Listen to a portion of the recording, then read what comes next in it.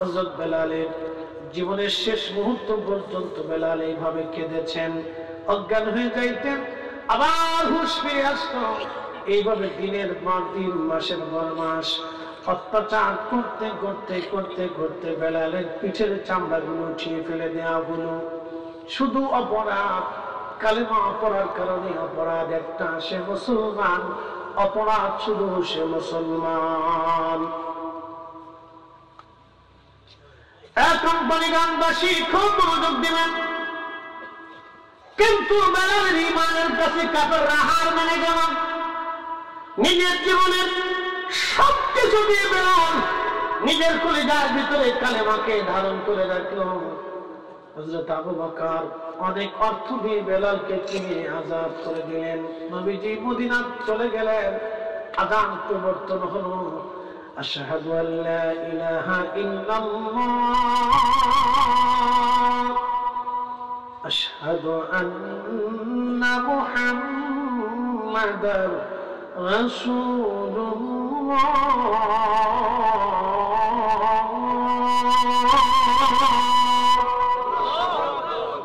আযানের প্রবর্তন হয়ে গেল, আযান এসে গেল। প্রিয় নবী বললেন, বেলাল তুমি আযান দাও। এখনো মসজিদে নববীতে বেলালের সে আযানের জায়গাটা এখনো নির্বাচিত আছে।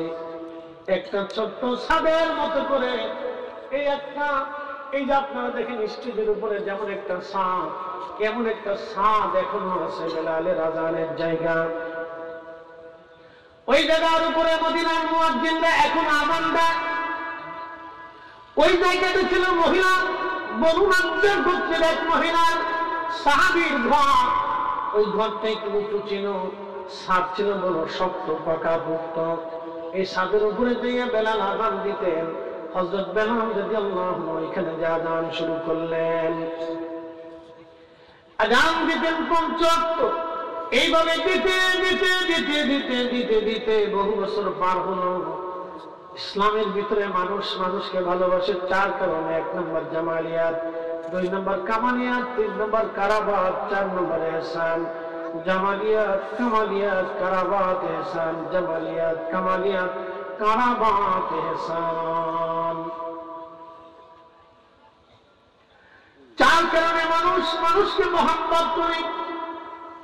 আল্লাহর নবীর মধ্যে 4টা গুণ ছিল: জামালিয়াত, কামালিয়াত, কারাবাত, ইহসান। এই 4টা গুণই ছিল আল্লাহর হাবিবের মধ্যে।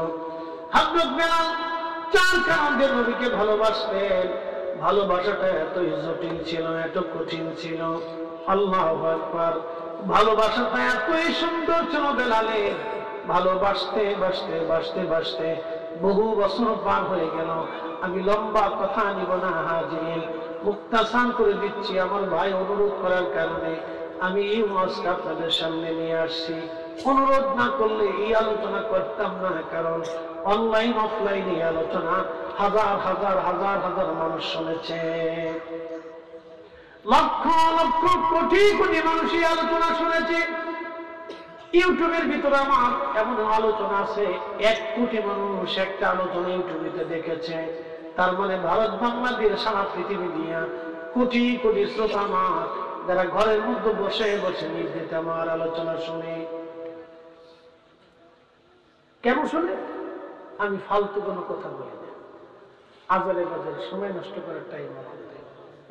22 বছর ধরে কোরআন হাদিস শিখছি, এই জন্য যাহা বলিব ছাক্কা ছাক্কা পাক্কা পাক্কা কথা বলব।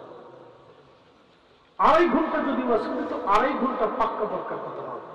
আমি 4.5 ঘন্টা দাঁড়িয়ে ওয়াজ করা ব্যক্তি।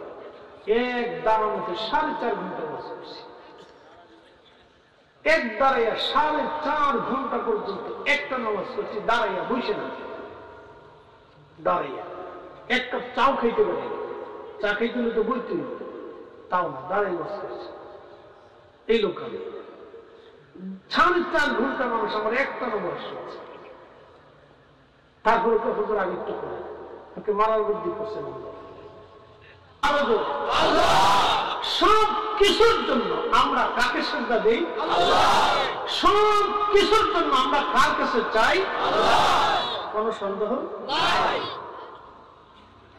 কখনো তোমাকে যদি ভুল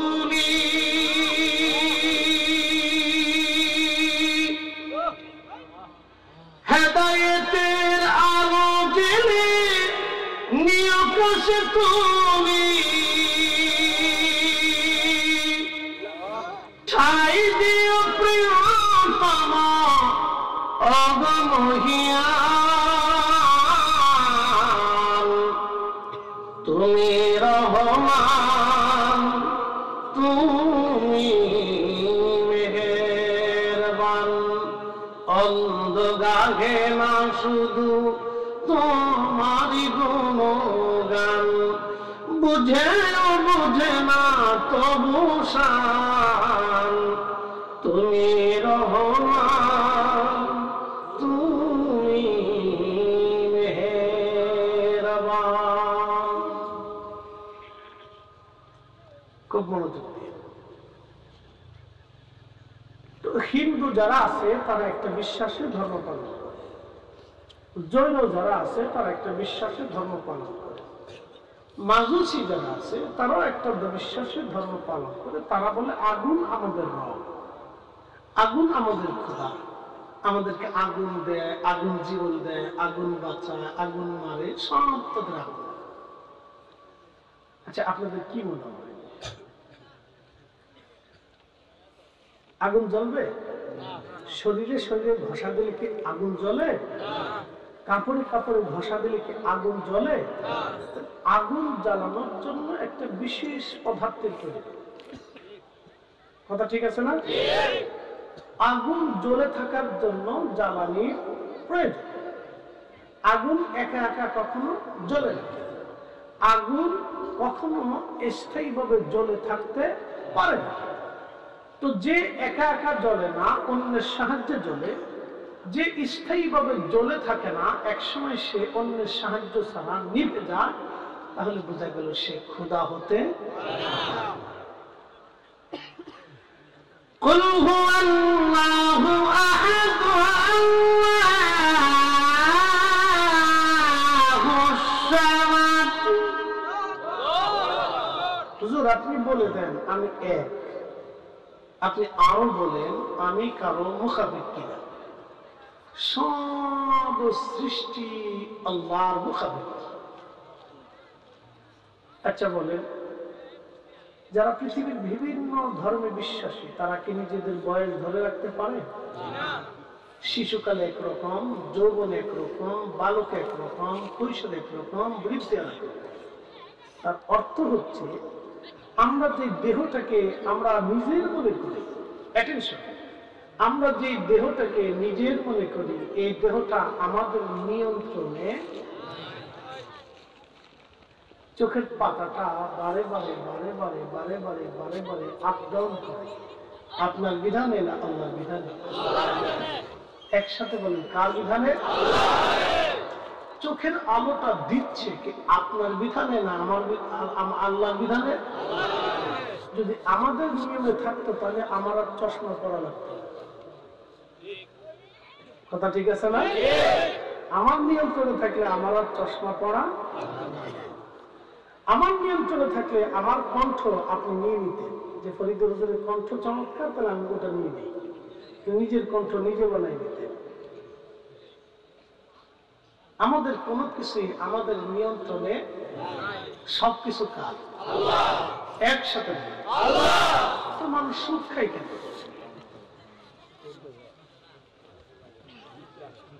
বুঝি। তো ঘুষ খাই কেন? বুঝি। অন্যের জমি মেরে দেয় কেন? বুঝি। 23 বছর পার হয়েছে, ভাই বোনের জমি বুঝাই দেয় না, বুঝে যাবে।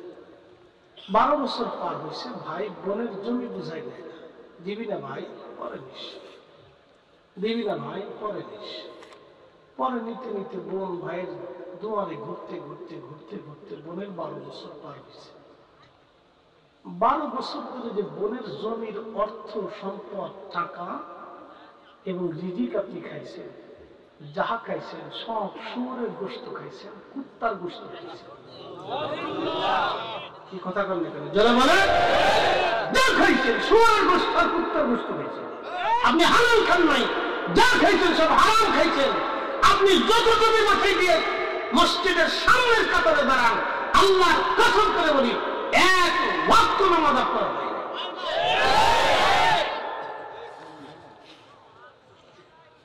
মুসলিম মুসলমান কি জিনিস বুঝে যাওয়াটা জরুরি। উপস্থিতি আমার আপনাদেরকে একটা পরিসংখ্যান চাই। একটা লোক 5 বছর ধরে নামাজ পড়ে না, আর আরেকটা লোক 5 বছরে এক ওয়াক্ত নামাজ পড়ে না। যে নামাজ পড়ে না সে হালাল খায়, খুব পরিশ্রম করে রুটি রুটি করে খায়। আর আরেকজন লোক 5 ওয়াক্ত নামাজ পড়ে, প্রত্যেক বছরে বছর হেরেমে যায়, প্রত্যেক বছরে বছর উমরা করে, প্রত্যেক বছর মাহে রমজান আসলে সে মক্কাতে যাইয়া ইতিকাফ করে, কিন্তু সুদ খায়, ঘুষ খায়। বলে কে শ্রেষ্ঠ? আমি পরিসংখ্যানে দিচ্ছি, আপনার বিবেকে কি বলে? দলিল করে আসে শ্রেষ্ঠ। এখান থেকে বুঝতে হবে দিন কি জিনিস। দিন হচ্ছে হালাল রুটি, দিন হচ্ছে বৈধ পন্থায় রুটি রুটি করা। যে মুসলমান এই দিন করে না, সে মুসলমান সারা জীবন সেজদা দিলেও সেজদায় কাজ হবে না। আসল এই জন্য আমি মনে করি হারাম খাইয়া সুদের কারবারি করে মসজিদের প্রথম কাতারে দাঁড়ানোর চাইতে রিক্সাওয়ালা দিন মজুর আল্লাহর দরবারে লক্ষ কোটি গুণে পাবে, কোটি কোটি গুণে পাবে, কোটি কোটি গুণে পাবে। এই জন্য কবি লিখেছিলেন, সব সাধকের বড় সাধক আমার দেশের চাষা ও ভাই, আমার দেশের চাষা। কিন্তু দুঃখের বিষয়, কৃষক যখন ডিসি অফিসে যায়, কৃষককে 1 পয়সাও ডিসি সাহেব মূল্য দেয় না, অথচ এই কৃষকের ঘাম ঝরানো পরিশ্রম দিয়ে আজকে ডিসি ডিসি হয়েছে, ডিসির সম্মান হয়েছে, ডিসির ইজ্জত হয়েছে, ডিসির 4 পয়সা সমাজে মূল্য নাই। অথচ আমার দেশের সিস্টেম উল্টা। সরকারের বাধ্য করে দেওয়া উচিত প্রত্যেকটা কৃষক DC office, SP office, jail office, সচিবালয় যেখানে দাঁড়ায় প্রয়োজন মধ্যে ডিসি উঠে তাকে স্যালুট করে সম্মান করে তাকে বসতে দেয়। আমাদের দেশের কৃষকের টাকা হালাল, পরিশ্রম হালাল, জমিন হারাম হালাল, খাবার হালাল, পানি হালাল, যা খায় সে হালাল। সে 1 টাকাও ডাইমান করে না, দুর্নীতি করে না, চুরি করে না। সে আমার দেশের আসল সম্পদ। যে বিরাট বড় বিদ্যা শেখে, অনেক বড় অফিসার হয়ে আমার দেশের কোটি কোটি টাকা যারা বিদেশে পাচার করে, এদের মতো সব শিকার বাটপার বাংলার জমিদার একটাও হতে পারে।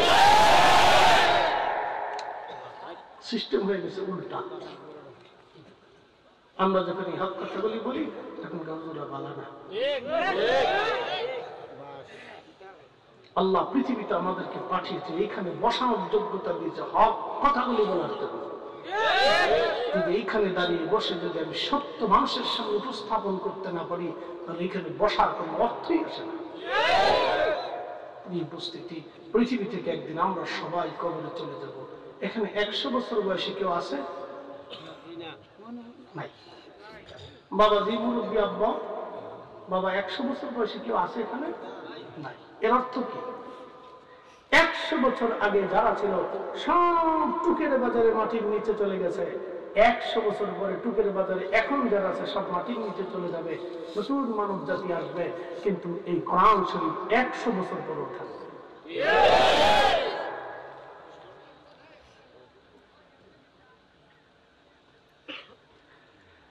الذي خلق الموت والحياة ليبلوكم أيكم أحسن عملا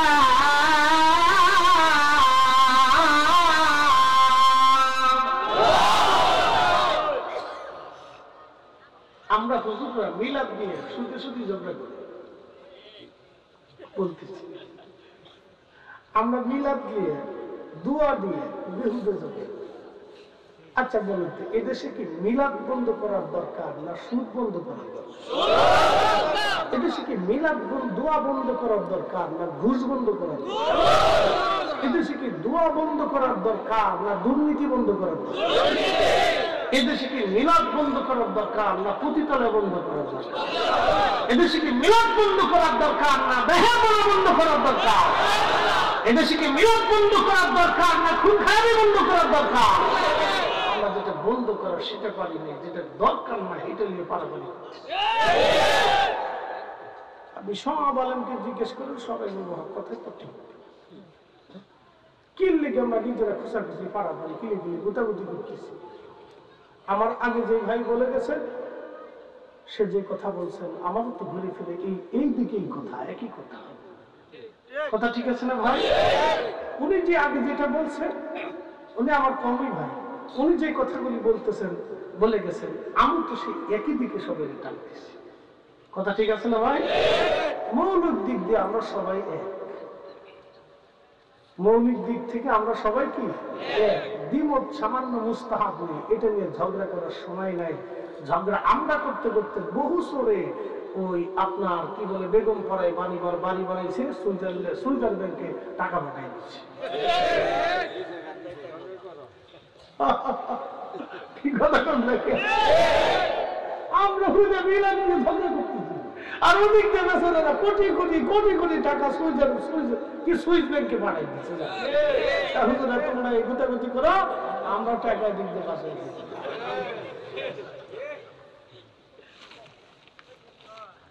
আমরা যদি সব আলেম বুঝতাম, এক কাতারে বসতাম, যার দরকার শেষই করুন, কারো মিলাদুন নবী করার দরকার করুন। কি কথা ঠিক আছে না ভাই? কারো কোরআন খতম দেওয়ার দরকার দিক। এটি নিয়ে ঝগড়া না করে যদি আমরা মূলের কাজে, আসল কাজে ঐক্যবদ্ধ হইতে পারতাম, তাহলে আমাদের দেশটা সোনার দেশে পরিণত হয়ে যেত। রাত্রিবেলা দোকান খুলে মানুষ ঘুমাইতে পারত, দোকান খুলে ঘুমাইতে পারত।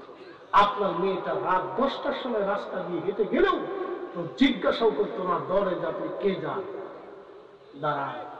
কথা বললে দরে জিজ্ঞাসা করতো না, মেয়েকে জিজ্ঞাসা করতো দরের কথা, ও নিজেই সন্তান করে কাঁপত। তাই সর্বনাশ, কোন বিপদে পড়ে যাবে। বুঝতে পারছেন? আমরা মূলের কাজে সময় এখন বর্ষাকাল, হরিণ চোখে বাঘের ব্যাঙে দাঁড়ায়, সাপের দর। বুঝতে পারছেন? কি কইতাম, যেটা নিয়ে ঝগড়া করার দরকার না এটা নিয়ে ঝগড়া করতেছি, যেটা বন্ধ করার দরকার এটা নিয়ে আমরা ঐক্যবদ্ধ হতে পারতেছি। প্রিয় উপস্থিতি, খুবই মনোযোগের সাথে কথাগুলি শুনলেন। আপনাদেরকে সামান্য মুক্তাসার সময় আপনাদেরকে একটু ধারণা দিয়ে গেলাম। প্রিয় উপস্থিতি, কথাগুলি ভালো করে বুঝে যাবেন বাবাজি। আমরা সবাই একদিন কবরে চলে যাব, দুনিয়ায় কেউ আমরা থাকবো না, সব মাটির নিচে। আল্লাহর দরবারে সবাইকে একদিন ফিরে চলে যেতে হবে, আল্লাহর দরবারে ফিরে চলে যেতে হবে। সেই দিন কিন্তু আল্লাহ জিজ্ঞেস করবে না, হে ফরিদি তুমি আল্লাহুম্মা সাল্লি আলা সাইয়্যিদিনা মাওলানা মুহাম্মদ ওয়া আলা আলি সাইয়্যিদিনা মাওলানা মুহাম্মদ এই দুরূদ কেন পড়ছিলা। আল্লাহ এটা জিজ্ঞাসা করবে না, আল্লাহ জিজ্ঞাসা করবে তুমি হালালে না হারামে, হালালে না হারামে, হালালে না হারামে। কথা কন না কেন? যেটা আল্লাহ কিয়ামতে জিজ্ঞাসা না, এটা নিয়ে আমরা দুনিয়ার ঝগড়া বাঁধেছি, এটা নিয়ে আমরা ঝগড়া বাঁধেছি ভাই। আমি মাঝে মধ্যে চিন্তা করি আর হাসি, আমরা গুতাগুতি করতে করতে সুরে চুরি করে শেষ করে ফেলাই, গ্যারাস্তে মারামারি করতেছি। আমরা কি গ্যারাস্ত না? কি কথা বললেন? আমরা কি গ্যারাস্ত না? আমরা হলাম গ্যারাস্ত। তা আমরা নিজেরা মুরগা দিয়ে ঝগড়া করতে করতে সোরে গরু দিয়ে বলেছি। কি কথা বললেন? আমরা কি দিয়ে ঝগড়া করি? মুরগা। আর সোরে কি লেগেছে? গরু। গরুলে বলেছে, তোরে গরুলে যা, তোরা ঝগড়া করে, আমরা গরুলে যাই। উপস্থিতি মনোযোগ দিবেন। আমরা মুসলমান হতে হলে আল্লাহ কোরআনে বললেন আসলামতু লিরাব্বিল আলামিন। মুসলমান তাকে বলে যিনার সবকিছু আল্লাহর জন্য হয়ে যাবে তিনি মুসলমান। যিনার সবকিছু আল্লাহর জন্য হবে তিনি মুসলমান। যিনার সবকিছু আল্লাহর জন্য হবে তিনি মুসলমান। কথা ঠিক কিনা? প্রিয় উপস্থিতি, খুব মনোযোগের সাথে কথাগুলি শুনবেন বাবাজি আমার। কোন ভাষায় কথা বললে যা আমরা বুঝবো জানি না। আল্লাহ কোরআনে বললেন ইন্নাল্লাযীনা কাফারু, যারা কাফির, যারা অবিশ্বাসী, মিন আহলিল কিতাব, এবং খ্রিস্টান এবং ইহুদি, ওয়াল মুশরিকিন, এবং যারা মুশরিক, প্রতিমার সামনে, পাথরের সামনে, গাছের সামনে যারা সিজদা দিয়ে মাথা নত করে পড়ে থাকে, আমার রব বললেন ফি নারি জাহান্নাম খালিদিনা ফিহা, চিরদিন চিরদিন চিরদিন তারা জাহান্নামে থাকবে, কোনদিন তারা জাহান্নাম থেকে বের হতে পারবে না, চিরদিন চিরদিন থাকবে। কিন্তু যারা ঈমান নিয়ে একবার হলেও কবরে যেতে পারবে, তারা একদিন না একদিন জাহান্নাম থেকে বের হয়ে আসবে। সুবহানাল্লাহ। এটা ঈমানের বরকত। এই জন্য আমাদের ঈমান হচ্ছে আমাদের মূল ফাউন্ডেশন। এই জন্য ঈমানকে মজবুত করতে হবে। বিশ্বাস, লা ইলাহা ইল্লাল্লাহ, একসাথে বলেন লা ইলাহা ইল্লাল্লাহ, লা ইলাহা ইল্লাল্লাহ। আল্লাহ ব্যতীত কোনো রব আছে? একসাথে বলেন আছে। যদি কোন মুসলমান মনে প্রাণে কলিজার ভিতরে বিশ্বাস করে যে রব আছে, তাহলে নামাজের কাতারে সে দাঁড়াবে,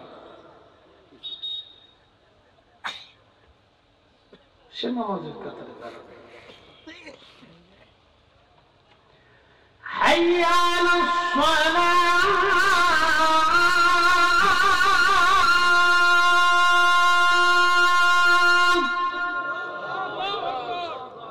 কল্যাণ, সালাতের দিকে আসো, সালাতের দিকে আসো। সালাতের দিকে ডাকতেছে মুয়াজ্জিন। ডাকটা তো মুয়াজ্জিনের না, ডাকটা তো আমার আল্লাহ। কেউ যদি বিশ্বাস করে হ্যাঁ আমি রবের সামনে দাঁড়াইতে হবে, তাহলে সে সালাতে দাঁড়াইতে হবে। যে ভিড়ের মুরিদ নামাজে দাঁড়াইতে হবে। আটটুসির মুরিদ হইলে কি নামাজ বাদ যাবে না? কি করে মাফসাব আছে নাকি? গাউসে পাকের মুরিদ হলে কি নামাজ টামাজ পড়াটা লাগতো না? আমাদের দেশে একদল আছে, কোনটা মোষ কোনটা দাড়ি হাতা নিজেও কুইতে দেয় না, 7 পর্যন্ত গোসল টোসল করে না, শরীর থেকে পাড়ার বন্ধ করে। এটাকে আমরা সাহসী শতান কোথাকা, এটাই যদি সাহসী হয়তো শয়তান কেনা কি কথা না কেন? কিসের সাহস? আল্লাহ রাসূল জীবনের শেষ নিঃশ্বাস পর্যন্ত সালাত প্রতিষ্ঠিত করেছে, নামাজের কাতারে দাঁড়িয়েছে, সালাতে দাঁড়িয়েছে, সাহাবায়ে কেরামকে হাতে কলমে নামাজ শিক্ষা দিয়েছে, জিহাদের ময়দানে নিয়েছে, রোজা শিক্ষা দিয়েছে, হজ শিক্ষা দিয়েছে, দিন শিখিয়ে গেছেন। অতএব শরীয়তের বাইরে, ইসলামের শরীয়ত জিন্দেগির বাইরে কোন মারফত হতে পারে না। কেউ যদি বলে শরীয়তের বাহিরে মারফত, মিথ্যা কথা, সে মুসলমানই হতে পারে না। কথা বলে একদম সেটা নামাজ জীবনের মতো একবার বললে চলে। আচ্ছা বলেন তো, নামাজ যে অস্বীকার করে সে মুসলমান থাকে? নামাজ অস্বীকার করা মূলত আল্লাহ কোরআনকে অস্বীকার করা, কোরআনকে অস্বীকার করা মূলত আল্লাহকে অস্বীকার করা। ঠিক আছে না? যে নামাজকে অস্বীকার করবে, রোজাকে অস্বীকার করবে, সে মূলত মুসলমান থাকে না, সে কাফের হয়ে যায়। আমার দিকে কথা, আমার মাথায় একটা পাগড়ি আছে না ভাই? হ্যাঁ। এখন আপনি পাগড়ি মাথায় জ্ঞান বানাবেন, সেটা আপনার ইচ্ছা। আমি দিছি, আপনারা দেন। এখন আপনি দেন বা না দেন সেটা আপনার ইচ্ছা। দিলেও দিতে পারেন, না দিলেও নাও দিতে পারেন। কিন্তু যদি আপনি বলেন যে ইসলামে কোনো পাগড়ি নেই, তখন আপনি আর মুসলমান নাই। কারণ রসুলের একটা সুন্নতকে আপনি অস্বীকার করছেন। নবীর একটা সুন্নতকে অস্বীকার করা মানে রসুল অস্বীকার করা, আর রসুল অস্বীকার করা মানে সে আর মুসলমান নাই, সে কাফের হয়ে গেছে।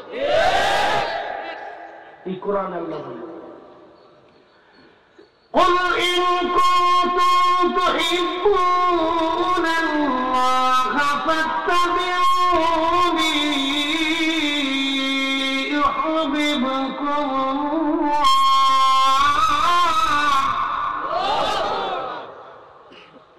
কোরআন শরীফ ভালো লাগে চলতো নি ওয়াজ তো ভালো লাগে কালকে তো নামাজ পড়তাম না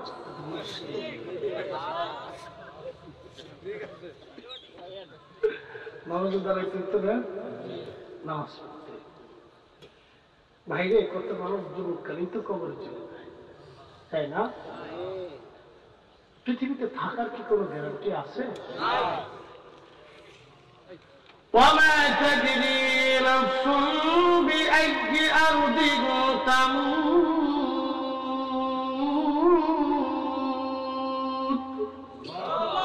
মানুষ কোথায় কোন জায়গায় মারা যাবে কেউ বলতে পারে না কি উপস্থিতি আমার বন্ধু আমার ভাই আমার যৌবনে যুবকে কত মানুষ কবরে চলে যায় মুসা আলী হযরত সুলাইমান আলাইহিস সালামের রাজ দরবারে একদিন সুলাইমান আলাইহিস সালাম বসে আছে ইমাম আহমদ ইবনে হাম্বল কিতাবুল জুহুদের মধ্যে একটা ঘটনা লিখছে এমন সময় আজরাইল আলাইহিস সালাম আসছে আপনাদের সাথে আজরাইলের কোনদিন দেখা সাক্ষাৎ হয়েছিল যেদিন হইব সেদিন বুঝবেন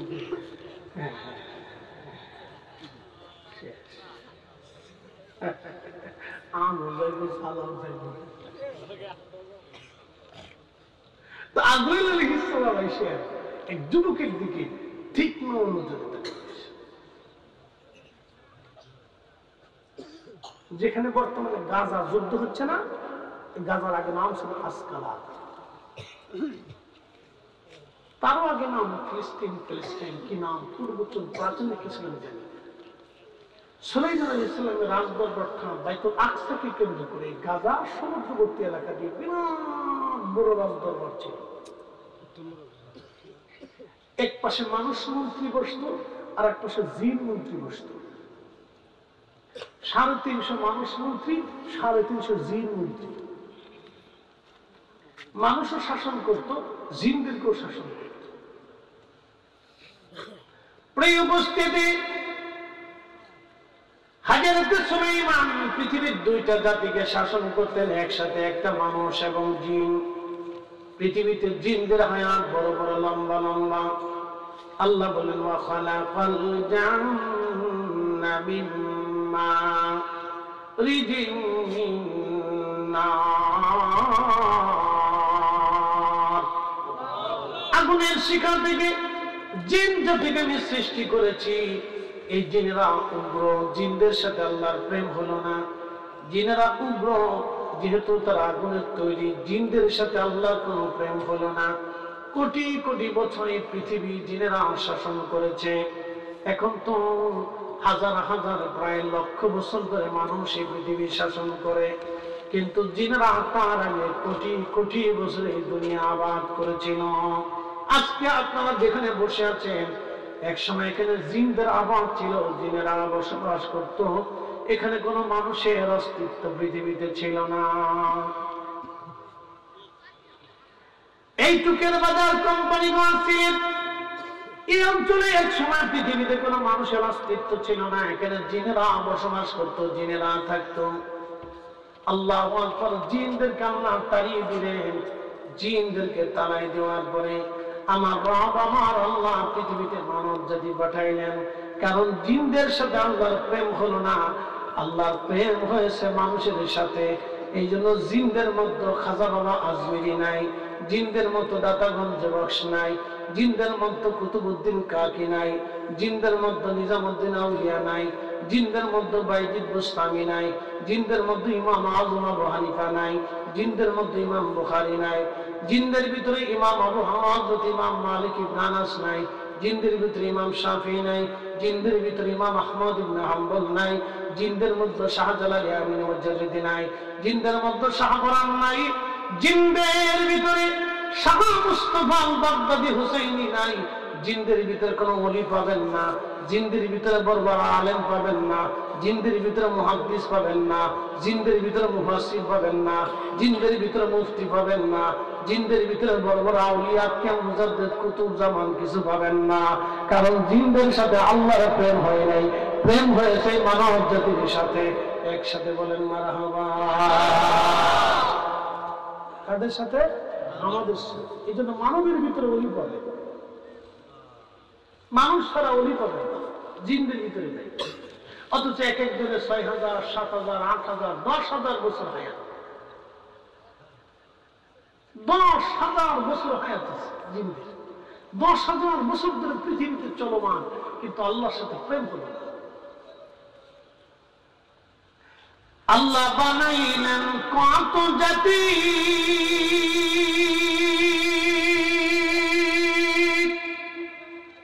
হইল না তার প্রেম প্রীতি, অবশেষে মানুষ বানায় প্রেমের কারণে, প্রেমের ডুরি বান্ধরে মদিনার সনে, হায়রে প্রেমের ডুরি বান্ধরে মদিনার সনে। ঠিক কিনা? জিনদের সাথে আল্লাহর প্রেম হয়, ফেরেশতাদের সাথে হয়। বলে এটা কি তা কয়? ফেরেশতারা কোটি কোটি বছর পৃথিবীতে আল্লাহর ইবাদত করল, কোটি কোটি কোটি কোটি বছর আল্লাহর ইবাদত করল, ফেরেশতাদের সাথে আল্লাহর প্রীতি হয় নাই।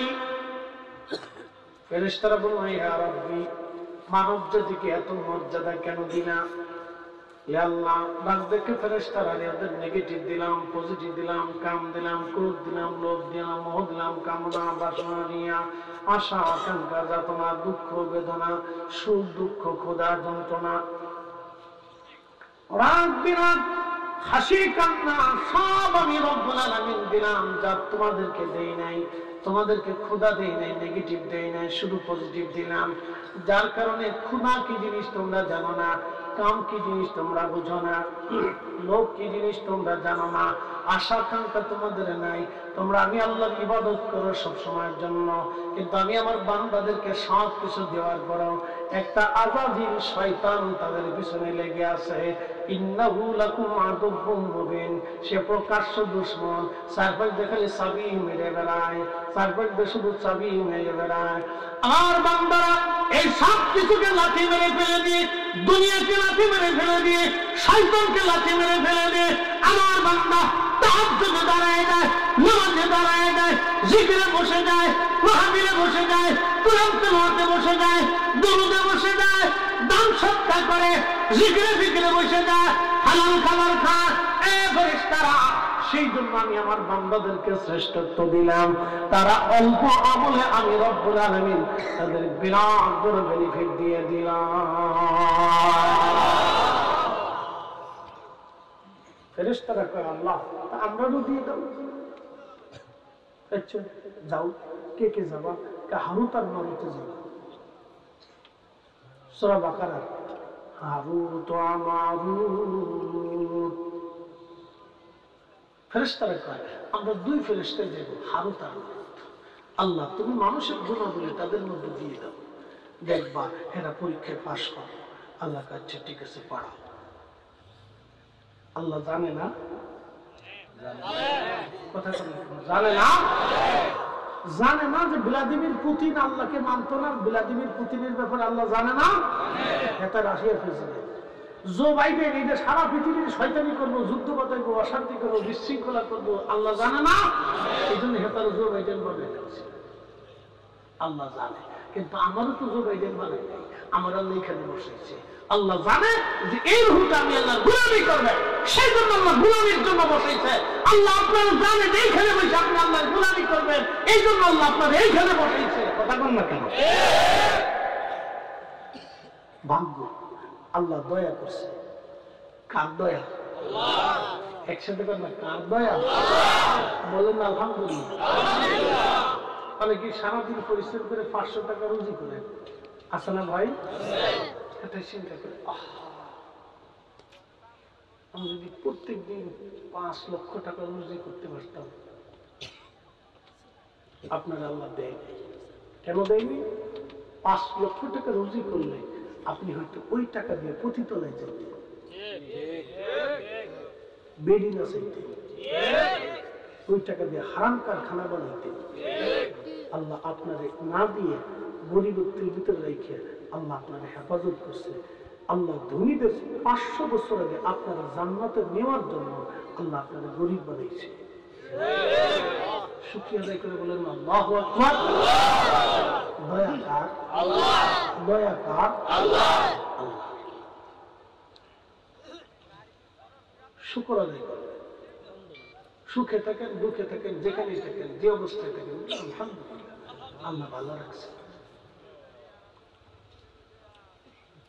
আমরা অনেকে দাওয়াত দেয়, খুব ভালো মন্দ ইন্তজাম করে, সব জায়গায় ভালো হয় তার, কোথাও খুদু বিলেই থাকে। তাকে হুজুর এই মনে কিছু করেন না, রান্না বান্না করতে পারিনি, সেই ঝামেলা পুরো দুই পাড়াপাড়িতে টাইম পাওয়া গেছে না, একটি বিরাট বড় সমস্যা আছে, দুনিয়ার মানুষ খেয়ে খেয়ে চলে গেছে, আপনার লেগে নাই।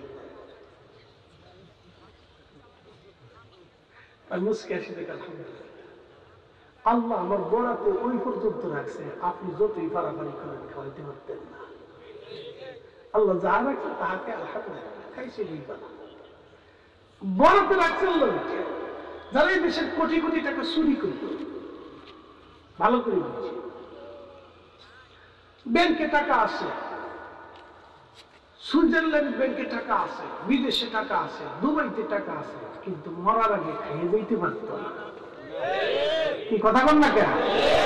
ফেডের ভিতরে তো আর 3 মাসের ফ্যাট না যে প্রত্যেক দিন 110 মন করে খাইব।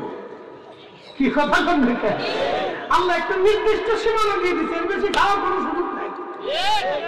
হাজার হাজার কোটি টাকা থাকবে কিন্তু খাইতে পারতো না। কথা বল না কেন? আল্লাহ সিদ্ধান্তের বাহিরে একটা দানা, ভাতের দানা বেশি খেতে পারবে? একসাথে বলুন পারবে? অবশ্যই না। যদি বিশ্বাস করে থাকে মুসলমান, তাহলে অন্যায় ভাবে, অবৈধ ভাবে 1 টাকাও রুজি রুটি করবেন না, 1 টাকাও করবেন। যাহা অতিরিক্ত করবেন তাহার জন্য কিয়ামতের মধ্যে আপনাকে বিরাট প্রস্তাব উপস্থিত হবে। আপনি মনে করেন যে 1 টাকা বেশি রুটি রুজি করছেন, একটু বেহুদে করছেন, ওটা আপনি করেন এবং জাহান্নাম কিনে আসছেন, কোনো প্রয়োজন নেই। বুদ্ধিমান ব্যক্তি যারা, তারা অন্যায় ভাবে টাকা রুজি করে না। মুসলমান খুব মনোযোগ দেবেন। হারুত আর মারুতকে পাঠানো হলো, মানবীয় গুণাবলী দেওয়ার পরে তারা দুনিয়াতে আসছে, দুনিয়াতে বিচরণ শুরু করলো। জমানাতে জোহরা নামক এক সুন্দরী বেটি ছিল, খুব সুন্দরী, চমৎকার সুন্দরী মহিলা, কাফের এই মহিলা। এই সুন্দরী বেটিরে দেখা হারুত আর মারুত পাগল হয়ে গেছে।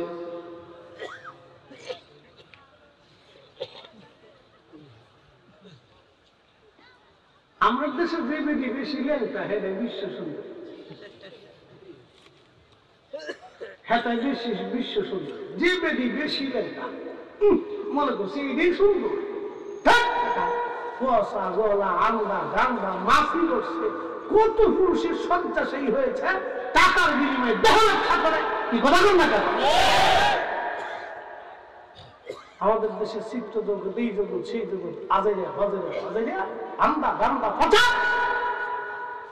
ও তো পচে গেছে, ওর ভিতরে বোতা, বাইরে বোতা, সব কথা।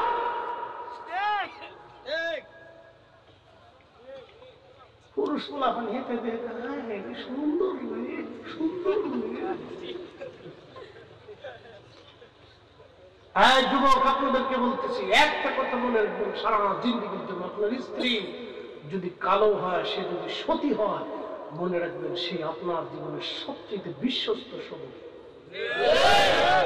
আপনার স্ত্রী যদি অসতী হয়ে থাকে আর সে যদি সাধারণ সুন্দরী হয়ে থাকে, তাহলে মনে রাখবেন সে আপনার জীবনে অবিশ্বাস্য, মানে আপনার অবিশ্বাসী জীবনের সঙ্গী, সে আপনার জীবনের কেউ না। আপনি আন্দা গান্দা পচা জীবনে পেয়ে গেছেন। আল্লাহ আপনার শুকরিয়া আদায় করবেন, তাহলে সুন্দর তালাশ করবেন না। পর্দানিসীন বুজুর্গ, নামাজি, পরহেজগার, লাজুক মহিলাদেরকে বিয়ে করার চেষ্টা করবেন। আল্লাহ তৌফিক দিক। সকলে বলেন আমিন। আজারে বাজারে ফাজারে এগুলি বিয়ে করবেন, এগুলি কপাল আসলে মনে করেন কপালের উপর ঠাডা করছে, ঠাডা।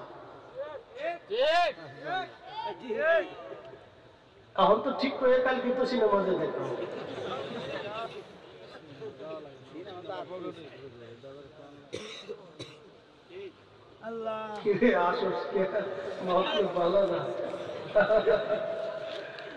পোলা পান না, খুব ভালো মাহফিলে বসে লোক ভালো, শরীর লোক, স্বভাব ভালো, মাহফিলে বসে ও আর শোনার দরকার আছে। শুনতে শুনতে শুনতে শুনতে আর দিন নসিহা, রাসূল করিম সাল্লাল্লাহু আলাইহি ওয়াসাল্লাম বলেছেন দিন হচ্ছে নসিহতের উপর নির্ভর করে। যত ওয়াজ হবে, যত নসিহত হবে, তত দিন জিন্দা হবে, মানুষের দিল তত জিন্দা হবে। যত ওয়াজ শুনবে তত ফায়দা হবে, যত শুনবে তত ফায়দা হবে, যত শুনবে তত ফায়দা হবে। এই জন্য আমি মনে করি বাড়ি বাড়ি, ঘরে ঘরে, ঘরে ঘরে কোরআন খতম হওয়ার দরকার, মিলাদ মাহফিল জিকির আজকার হওয়ার দরকার। বিরোধিতা করার দরকার নাই, এটা চলার দরকার। বন্ধ করবেন কোরআন শরীফ আল্লাহর কালাম, সর্বনাশ। এটার আওয়াজ কত চমৎকার জানেন? وَإِذَا تُلِيَتْ عَلَيْهِمْ آيَاتُهُ زَادَتْهُمْ إِيمَانًا।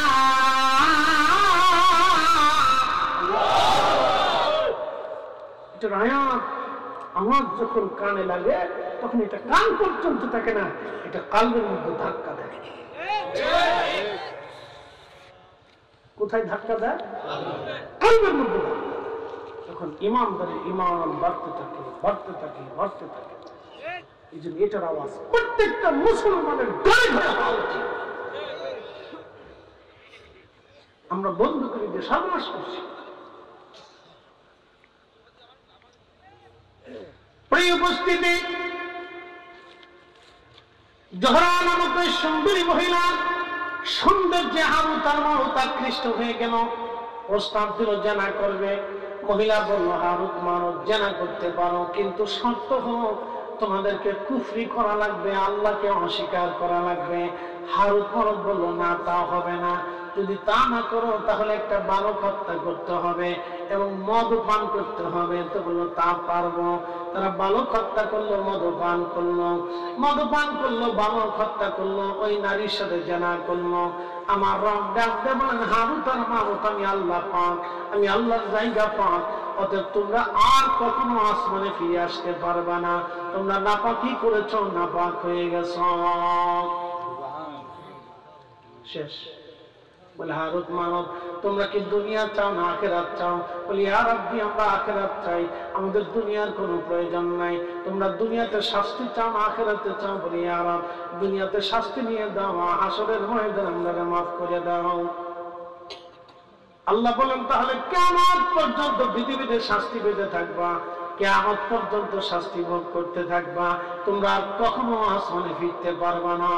এই জন্য ফেরেশতারাও ফেল খাইলো। ফেরেশতাদের সাথে আল্লাহর প্রেম হয় নাই, আল্লাহর প্রেম হয়েছে খাজা আজমিরির সাথে, শাহজালাল ইয়ামানি মুজাদ্দিদের সাথে, আউলিয়া কেরামের সাথে, উলামায়ে কেরাম বুজুর্গানে দ্বীনের সাথে আল্লাহর প্রেম হয়ে গেল। তারা নিভৃতে নির্জনে সারা রাত আল্লাহর জিকির ফিকির ইবাদত করলো।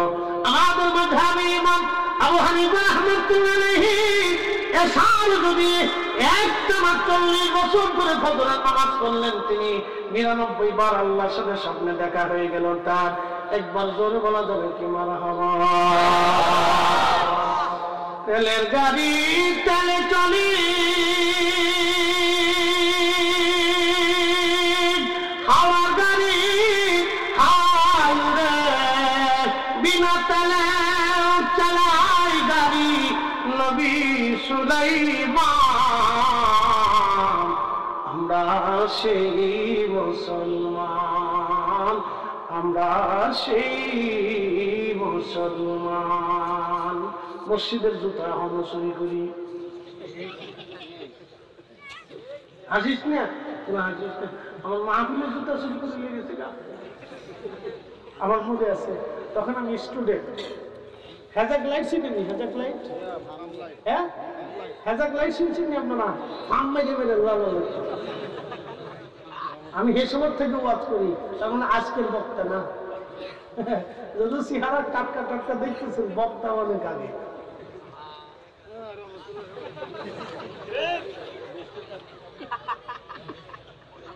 একটা হ্যাজাক লাইট ওই খুঁটির উপরে, টুলের উপরে রেখে দিয়ে এরপরে ফার্ম মারত। ফার্ম মারলে খালি জ্বলত। তিনটে মাইক টানাই দিয়ে ওয়াজ করতাম, বাপরে বাপ ওয়াজ কারে করে থাকলে ফাঁকলে না, বিরাট ওয়াজ করতাম তখনকার বক্তা। তো তখন ওয়াজ করলে 100 টাকা দিত, 50 টাকা দিত, 30 টাকা হোক। আবার অনেক কমিটি করেছে হুজুর দানকে পর দেখা করলাম, আর জীবনে দেখা হয়েছে। চিন্তা করছি কি আমাদের মধ্যে হালকাতা দিল যে আইন যারা যারা দিতে চাইছিলেন দিয়ে যান।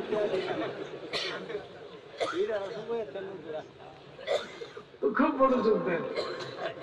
তখনকার দিনের কথা বলে বলে হাসছে। এই ওর কষ্ট টাকা দিয়ে বাটার দোকান থেকে এক জোড়া জুতো কিনছে 1600 টাকা। তখনকার দিনে 1600 টাকা কিন্তু বাড়ির কাছে কোথায়, অনেকদিন কষ্ট করে এক জোড়া জুতা কিনে পাঙ্কুসঙ্ক করিয়ে মহাবীর উঠছি।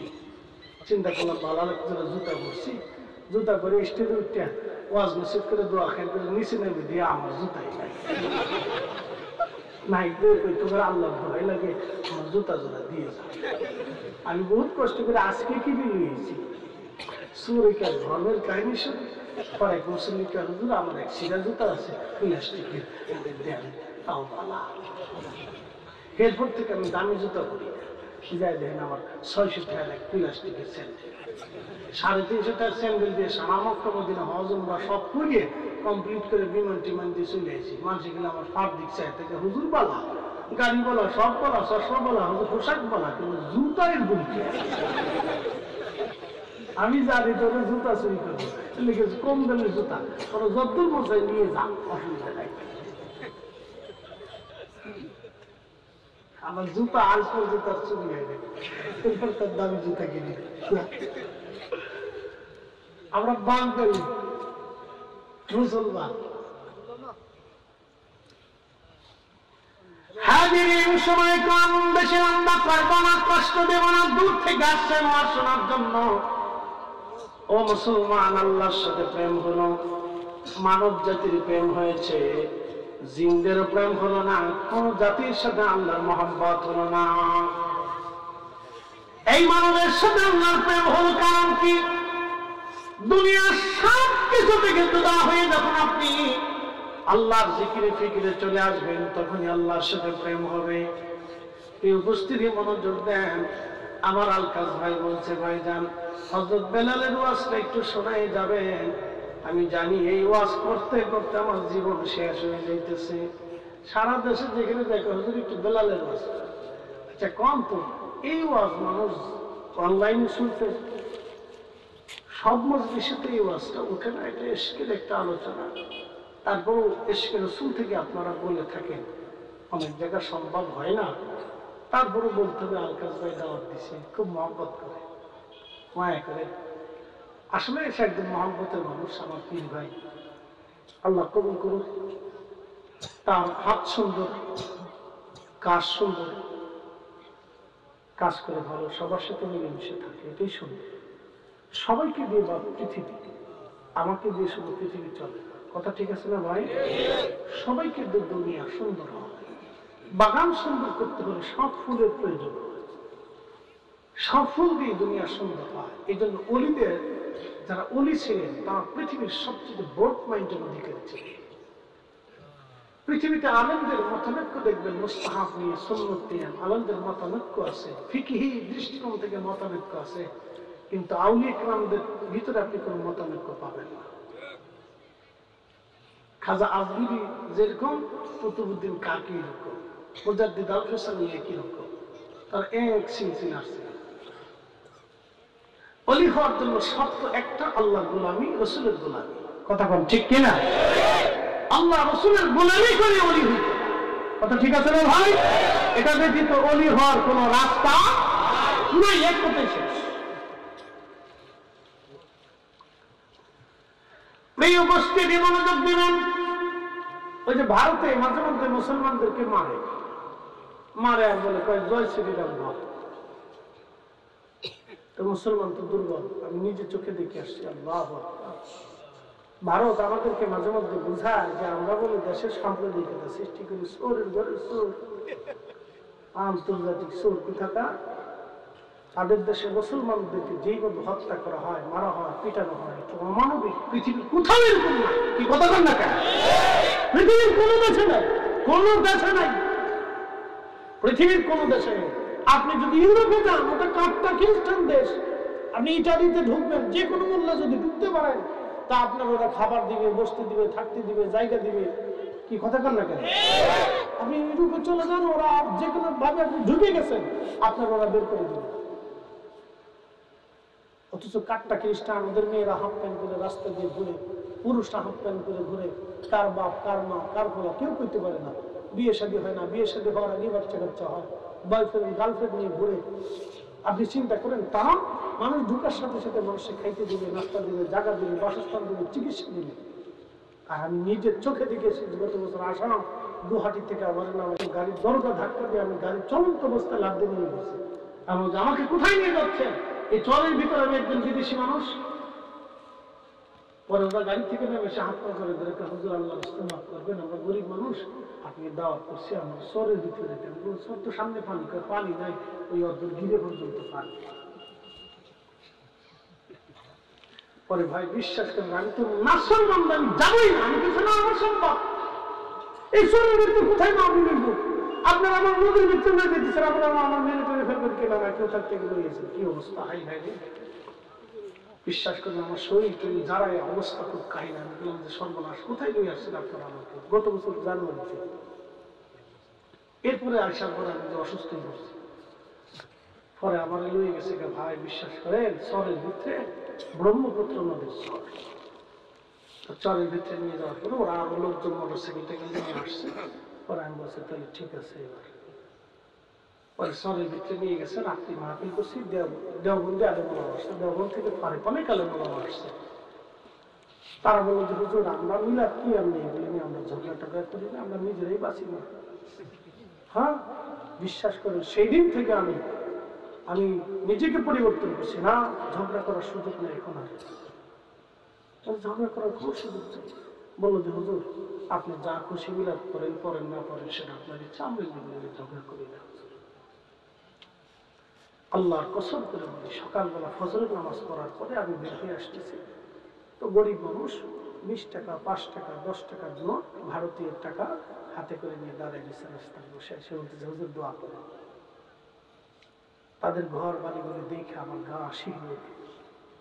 আমি বললাম যে আপনাদের করুণ অবস্থা কেন, এত দরিদ্রতা কেন? একটা লোক কেঁদে দিয়ে বললো যে হুজুর, আমাদেরকে আইডি কার্ড দেয় না, সরকারি কোনো সুযোগ সুবিধা দেয় না, কোনো চাকরি হয় না, আমরা ভালো কোনো ব্যবসা করতে পারি, আমরা এই চরের ভিতরে কৃষি কাজ করে আমাদের জীবন চলে। আমার গা শিহরে উঠলো, আল্লাহ কসম করে বলে আমার চোখ দিয়ে পানি এসে গেল। বললাম যে সর্বনাশ, আপনারা এত দূর থেকে আমাকে দাওয়াত করে আনছেন, হুজুর প্রতিদিন আপনারও আসছে, মহাব্বত করে নিয়ে আসছে। বলছি যদি কোনোদিন আবার ইন্ডিয়াতে আসি, তাহলে আপনাদের মাহফিলটা ফ্রি করে দিয়ে দেবো, 1 টাকা দেব। বললো যে হুজুর দোয়া করবেন, আমরা খুব কষ্টের মধ্যে আছি। আমি সেই দিন দেখার পরে বুঝছি যে মুসলমানদেরকে তারা কিভাবে নির্যাতন করে। আমি নিজের চোখে দেখে আসছি। আপনি তো আইডি কার্ড, আমাদের দেশের হিন্দুরা তো আমাদের মায়ের কোলের ভিতরে থাকে। আপনি কোম্পানিগঞ্জে যায়, টুকের বাজারে যায়, কোনো হিন্দুর দোকান আক্রমণ করতে পারবেন? আমরা করতে দেব? কি কথা বল না কেন, করতে দেব? অবশ্যই না, অবশ্যই না। এই মোদী সরকার মুসলমানদেরকে কার্ড দেয় না, আইডি কার্ড দেয় না। আসা না, আমি নিজে চোখে দেখে আসছি। আমার গা শিহরে উঠছে বাবাজি। আসতে আসতে আমি আসার সময় খুব কষ্ট করে আসছে। কত কষ্ট আমার ভাইদের। শুধু অপরাধ মুসলমান, তার আর কোন অপরাধ, শুধু মুসলিম, এই জন্য তাদের অপরাধ, আর কোন অপরাধ। শুধু তাদের অপরাধ, শুধু তারা মুসলমান। আমি নিজের চোখে তাদের কোন ব্যবস্থা দেখে আসছি। আমি বিমানবন্দর আসা পর্যন্ত কাঁদছি বসে বসে।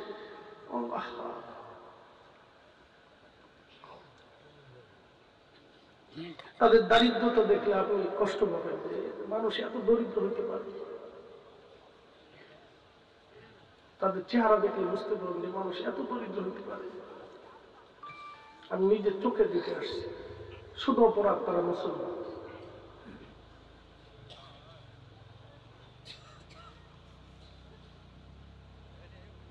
পৃথিবীর অন্য কোন দেশে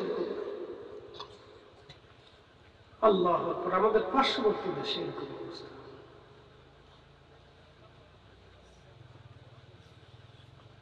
এরকম চলতেছে উপস্থিতি। আল্লাহ আমাদেরকে সঠিক বুঝ দান করেন, বলেন আমিন। একসাথে বলেন আমিন। পৃথিবীর যেখানে যে মানব জাতি নির্যাতিত হোক, আমরা কারো পক্ষে না, আমরা জালেমের বিরুদ্ধে। কথা বলে ঠিক কিনা? আমাদের দেশে আমাদের কোন হিন্দুরা কষ্ট পাক, এটা আমরা চাই না। কথা ঠিক আছে না ভাই? ওরা আমাদের প্রতিবেশী, তারা আমাদের কি প্রতিবেশী, তারা আমাদের দেশের সন্তান, ওরা কষ্ট পাক, এটা আমরা। আমাদের দেশে হিন্দুরা কষ্ট পাক, এটা আমরা চাই না। তারা আমাদের প্রতিবেশী, তারা আমাদের সাথে ব্যবসা করে, তারা আমাদের একই স্থানে থাকে, একই গ্রামে বসবাস করে, এটা চাই না। শোনেন, ক্ষুধার কোন ধর্ম নাই। আমার ক্ষুধা যেরকম, হিন্দুর ক্ষুধা একই রকম।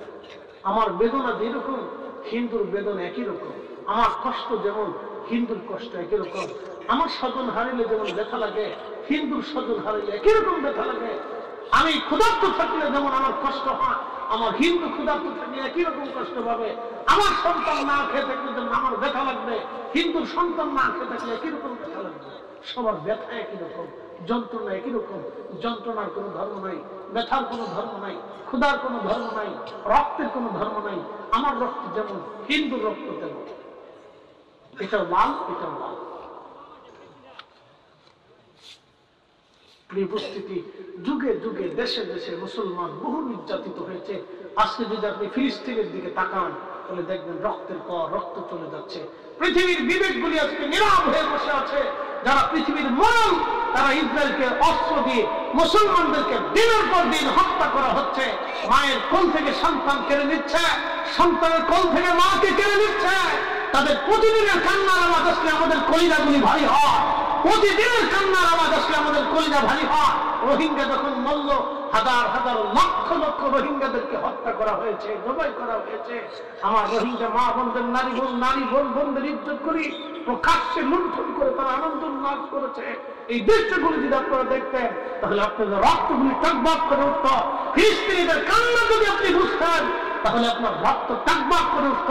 পৃথিবীর সব মানুষ নিরাপদে থাকুন, পৃথিবীর সব জালিমের কোনো ধর্ম নাই। জালিম তো জালিম, জালিমের কোনো ধর্ম নাই। কথা বলেন ঠিক না?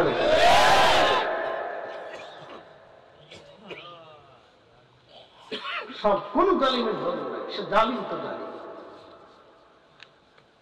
প্রিয় উপস্থিতি আমার, আল্লাহ আমাদেরকে এগুলি বুঝার তৌফিক দিক, সকলে বলে না। প্রিয় উপস্থিতি,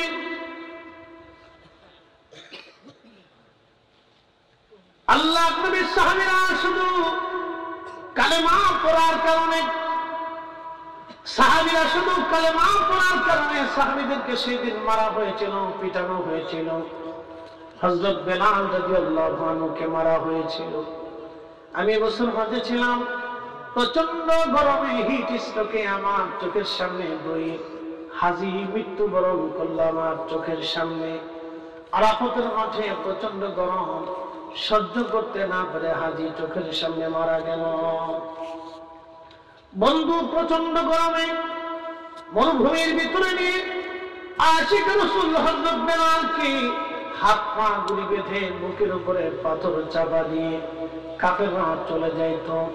বেলালের জবান থেকে একটা আওয়াজ আসতো, আহাদ আহাদ আহাদ, আল্লাহ এক, আল্লাহ এক, আল্লাহ এক, আল্লাহ এক, আল্লাহ এক। শুধু জবান থেকে একটা আওয়াজ, আহাদ আহাদ, আল্লাহ এক, আল্লাহ এক। শুধু আল্লাহ এক, আল্লাহ এক আওয়াজ, একটা আওয়াজ। হযরত বেলালের জীবনের শেষ মুহূর্ত পর্যন্ত বেলাল এইভাবে কেঁদেছেন, অজ্ঞান হয়ে যাইতেন, আবার হুঁশ ফিরে আসতো।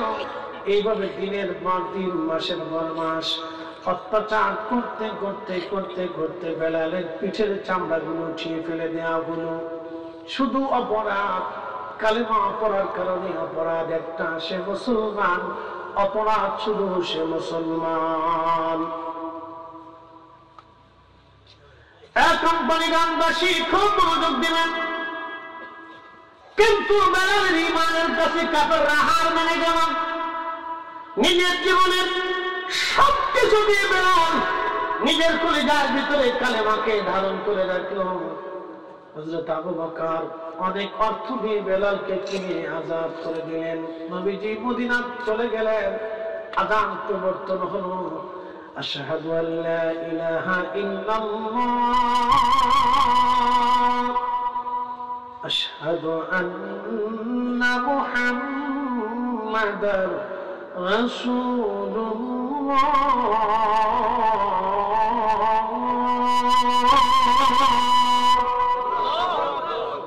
আযানের প্রবর্তন হয়ে গেল, আযান এসে গেল। নবী বললেন, বেলাল তুমি আযান দাও। এখনো মসজিদে নববীতে বেলালের সে আযানের জায়গাটা এখনো নির্বাচিত আছে। একটা ছোট্ট ছাদের মতো করে, এই যে আপনারা দেখেন স্টেজের উপরে যেমন একটা ছাদ, কেমন একটা ছাদ এখনো আছে বেলালের আযানের জায়গা। ওই জায়গার উপরে মদিনার মুয়াজ্জিনরা এখন আযান দেয়। ওই জায়গাটা ছিল মহিলা বনু নাজ্জার গোত্রের এক মহিলার সাহাবীর ঘর। ওই ঘরটা একটু উঁচু ছিল, ছাদ ছিল বড় শক্ত পাকাপোক্ত। এই ছাদের উপরে দিয়ে বেলাল আযান দিতেন। হযরত বেলাল রাদিয়াল্লাহু আনহু এখানে যে আযান শুরু করলেন, আযান দিতেন পঞ্চওয়াক্ত। এইভাবে দিতে দিতে দিতে দিতে দিতে দিতে বহু বছর পার হলো।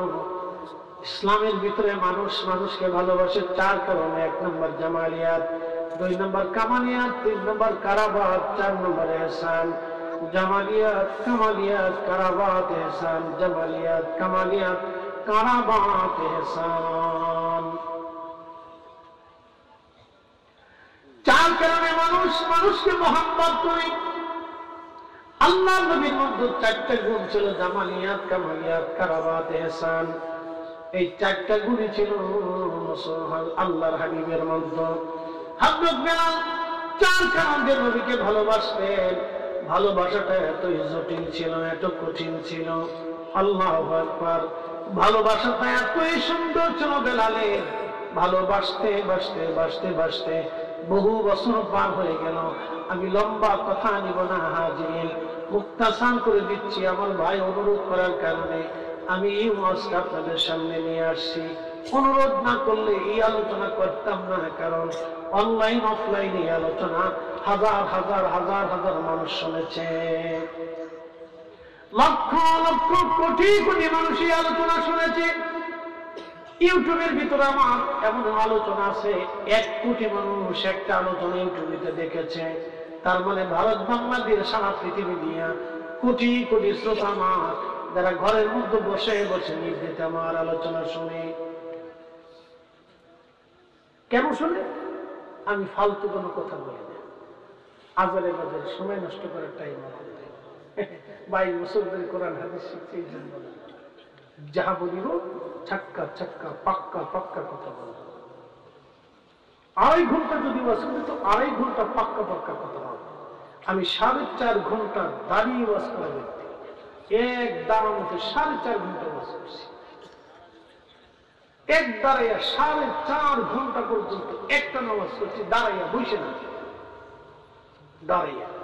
1 কাপ চাও খাইতে পারি, চা খাইতে হলে তো বইতে হইত, তাও না, দাঁড়াই ওয়াজ করছি। এই লোক আমি 4.5 ঘন্টা মানুষ আমার একটা নামাজ করছে। তারপরে তো হুজুর আগে একটু করে ওকে মারার বুদ্ধি করছে। আমি মরে যাই, পরে আপনারা জানাজা দিয়ে এসে কবর দিয়ে এসে বলি, হা হুজুর ওয়াজ ভালো করতো, পরে একটা বিড়ি টান দিয়ে।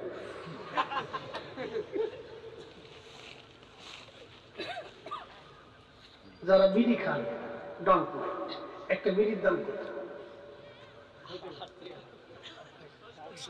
ডরাইছে কত টাকা? সরম দিতেছি না। কয় টাকা? 10 টাকা না?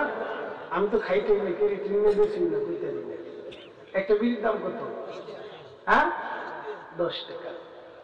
একজনে প্রত্যেক দিন কয়টা বিড়ি খায়? 10টা। 10 মিনিট। আমি এক চাচারের দিকে, চাচা কয়টা লাগে? 60 লাগে।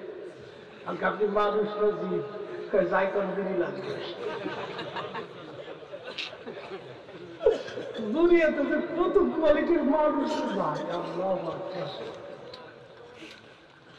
তো 60কে বাদ দিলাম, 10টাই যদি হয় তাহলে 10 টাকা করে প্রত্যেকদিন কয় টাকার বিড়ি গেল? একসাথে বলেন, মাসে কত গেল? জোরে বলেন। আমাদের ইমাম সাহেবের বেতন কত?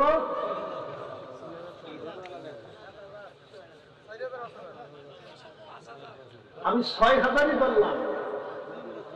6000 টাকা একজন ইমামের কি বেতন হয়? একজনের বিড়ির টাকা। কথা বল না কেন? এটাও বলুন। আপনি খালি যে টাকা চুরি করে নিয়ে গেছে এটা দেখতে, ইমাম সাহেবের বছরের পর বছর ঠাকানো হয়, এটা দেখেন না? কি কথা বল না কেন?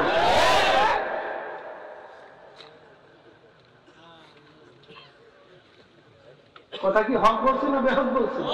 হ্যাঁ, আমি এক জায়গায় গেছি ওয়াজ করতে, মসজিদের কালেকশনে নিচে আমার আমাকে আপনাদের ইমামের বেতন কত? 2000 টাকা, 3000 টাকা। আমাকে সব কেটে বাইরেই আজকে কালেকশন করতে। চোরের দল আমার এনেছে কালেকশনের লেগে, আর ইমামের বেতন দাও 3000 টাকা না? হুজুর আমার মুসলিমদের টিয়া দেয় না। চিন্তা করেন দেখি, কথা খারাপ না? এমন মুসলিম আছে 6 মাস টিয়া দেয়, 100 টাকা করে মাসে। তার আম চলে, কন্দ চলে, দিন চলে, সব চলে, দুধ চলে, বাজার চলে, সবাই চলে, তার বিড়ি চলে, ফান চলে, খালি ইমাম সাহেবের টাকাটা চলে না। তাই মনে মনে চিন্তা করে, হ্যাঁ মরে গেলে 80টা হুট করবো, শয়তান হাসে বেটা ইমামের হক আদায় করো না, আমার মরিলে বেহেশত ব্যবস্থা। কি কথা বল না কেন? কথা ক্লিয়ার, আমার কাছে কোনো ভেজাল টেজাল নেই। ইমামের ভিতরে 6000 টাকা, 6000 টাকা কি হয়? কি কথা বল না কেন? 6000 টাকা কি হয় একজন মানুষের? তার পরিবার আছে না, তার স্ত্রী আছে না, তার স্ত্রী আমাদের বোন না, তার সন্তানের সন্তানটা আমাদের সন্তানের মতো না, তার সন্তানের আশা আছে না, তার স্ত্রী হিসেবে আমার ওই বোনের কি আশা থাকে না স্বামীর কাছ থেকে কিছু পাবে? তো 6000 টাকা একজন ইমামের কি হয়? মানুষের তো বোঝা উচিত, এটা তো নীরব জুলুম, অন্যায়, অন্যায়।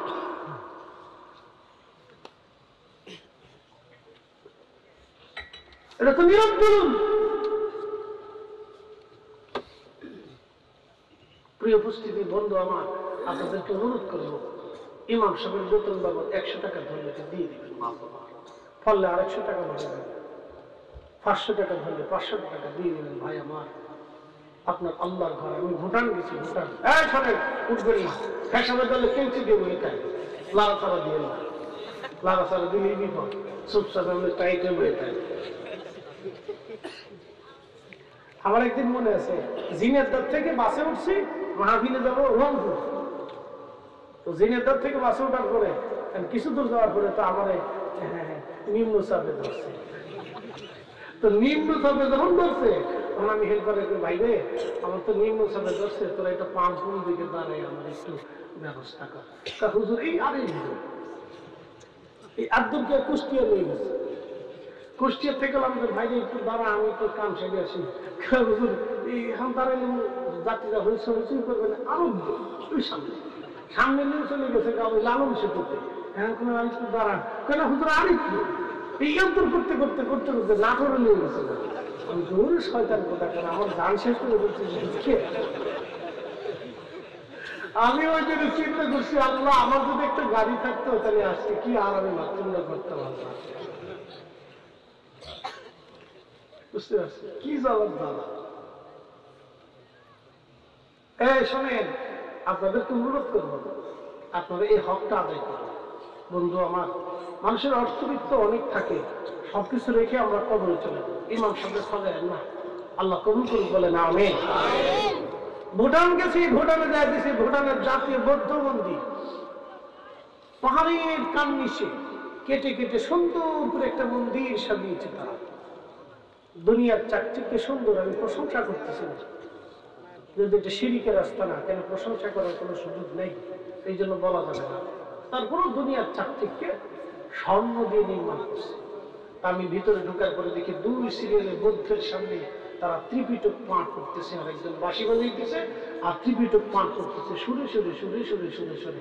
তা আমি যখন ঢুকছি, তো বড় বৌদ্ধ ভিক্ষু যেটা এটাই আগরবাতি দিয়ে বৌদ্ধের সামনে এমনি এমনি কেমনি কিতা করতেছে। আমি ঢুকার পরে আমার দেহে এমনি করে, ঠিক আছে। তা আমি চিন্তা করলাম যে হ্যাঁ বুড়াটা দেখেছে, আমি তার জোয়ানটা দেখা যাবো, আমরা ঠিক আছে ঠিক আছে। ঢুকলাম, ঢুকার পরে এই দেখলাম, পর্যবেক্ষণ করে দেখলাম যে তাদের কারুকার্য অনেক সুন্দর। তারা কোটি কোটি টাকা খরচা করছে একটা মন্দিরের জন্য। আর আমরা মুসলমান বেহেশতের আশা করে, কিন্তু মসজিদে টাকা দেয় সিরা না। কি কথা বল না, কেন সিরা টাকা দিয়ে আল্লাহ মাফ করে দিয়েছে। হয়তো হাসে তো ভাবতে ভাবতে যে আমার সাথে বড় সিটা, হয়তো আসে তো ভাবতে ভাবতে আমার সাথে বড় সিটা। আমি তো চিন্তা করি না, একটু চাচ্ছি বেশি বেশি সিরা খেয়ে দেখে মাফ সৃষ্টি হয়। এখন আমার আলকা ভাই নিয়ে এসে মাহফিল, আমি ওয়াজ নসিহত করার পরে আমার যদি কিছু না দিয়ে যদি ভাই লাভ করে দিয়ে, তাহলে কত কেমন লাগবে? আমার গাড়ি খরচ করতে আছে, পরিশ্রম আছে, অযদিকে ভাই মাফ সাপ করে কিছু দিতে পারতাম না, মাফ করে দেন না, তখন কেমন লাগবে? আপনি আল্লাহ সিরা টাকা দিয়ে আমি আল্লাহর কাছে মাফ চান, তার মানে কি আল্লাহ খুশি হইব নাকি? বুঝতো প্রিয় উপস্থিতি, খুব মনোযোগ দিবেন।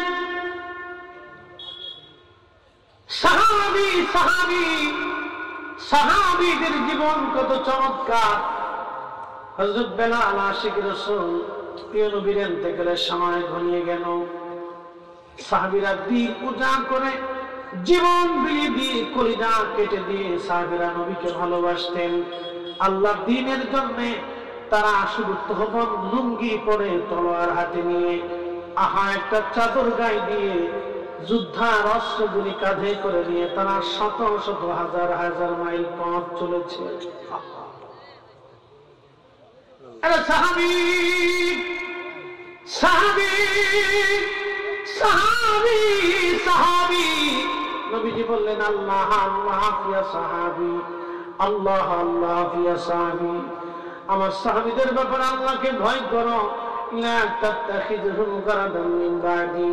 আমার ইন্তেকালের পরে আমার সাহাবীদের ত্রুটি বিচ্যুতি তোমরা অন্বেষণ করে আমার সাহাবীদের মন্দ বলবে না, গালি দেবে না। একবার জোরে বলা যাবে আল্লাহু আকবার।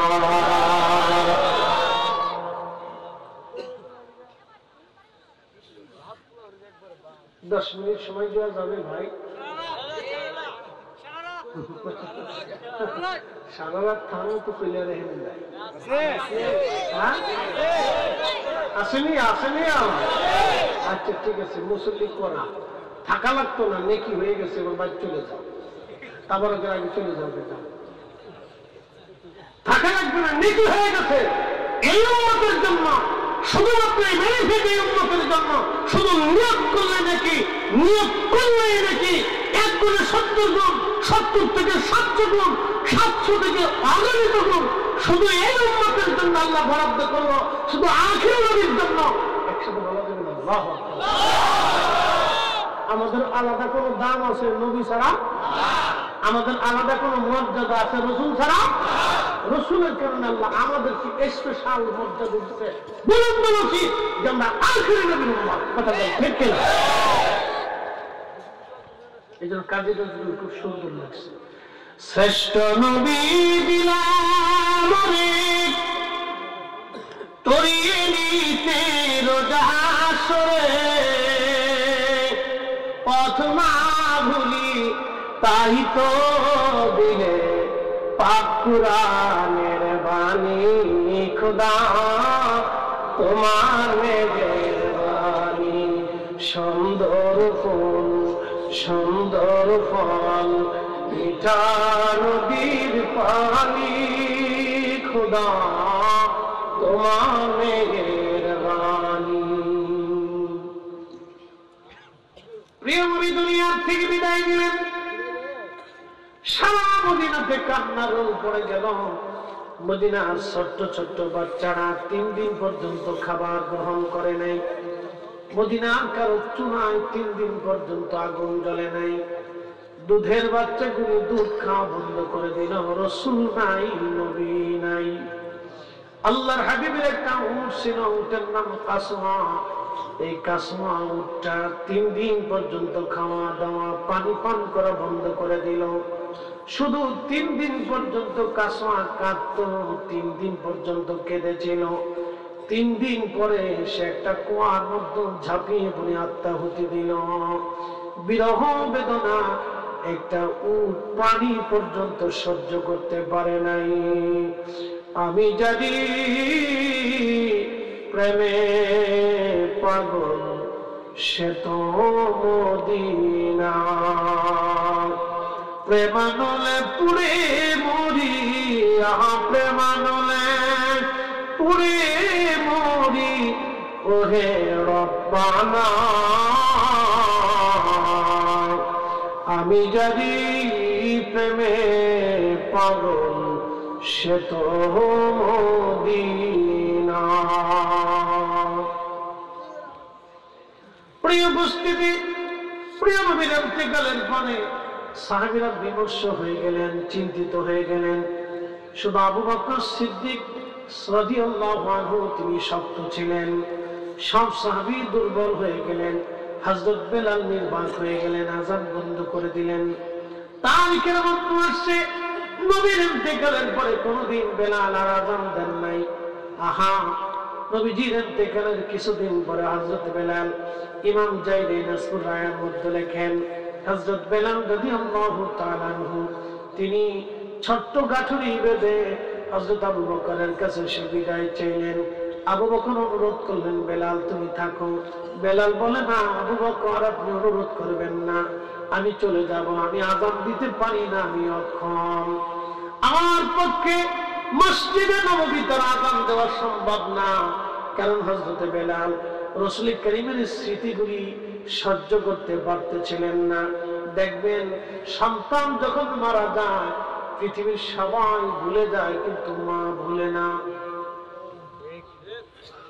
সন্তানের কাপড় ধরে মা কাঁদে, বিছানায় বসে বসে মা কাঁদে, সন্তানের কবরের অদূরে বসে বসে মা কাঁদে।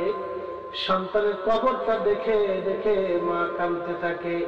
পৃথিবীর সবাই ভুলে যায়, মা কোনদিনও ভুলে না, কোনদিনও মা ভুলতে পারে না। আহা, মা কোনদিন ভুলে না, কারণ মা কলিজার ভিতর থেকে ভালোবাসে, কলিজার ভিতর থেকে ভালোবাসে। দেখবেন একটা কুকুর তার বাচ্চাটা মারা গেলে কুকুরটা পাগলের মতো খালি কান্নাকাটি করে। এই দয়াটা আল্লাহ সৃষ্টি করে দিয়েছে, আল্লাহ সৃষ্টি করে দিয়েছে। পৃথিবীর সব মানুষ ভুলে গেল, মাটা ভুলতে পারে না, কারণ মা কলিজার ভিতর থেকে ভালোবাসে। রাসূল করিম বলেন, উম্মাহ তোমরা কলিজার ভিতর থেকে আমাকে ভালোবাসবে, নতুবা লা ইউমিন, তুমি ঈমানদার হবে না। হাত্তা কুনা আব্বা ইলাইহি মিন ওয়ালিদিহি ওয়া ওয়ালিদিহি ওয়ান নাসি আজমাইন। দুনিয়ার সব কিছুর চেয়ে তোমার দিলের চেয়ে তুমি সন্তানকে তোমার কলিজার ভিতর থেকে ভালোবাসো, তার চাইতে আমি রাসূলকে বেশি ভালোবাসতেই হবে। না বাসলে লা ইউমিন, লা ইউমিন, লা ইউমিন, তুমি ঈমানের স্বাদ পেতে পারবে না।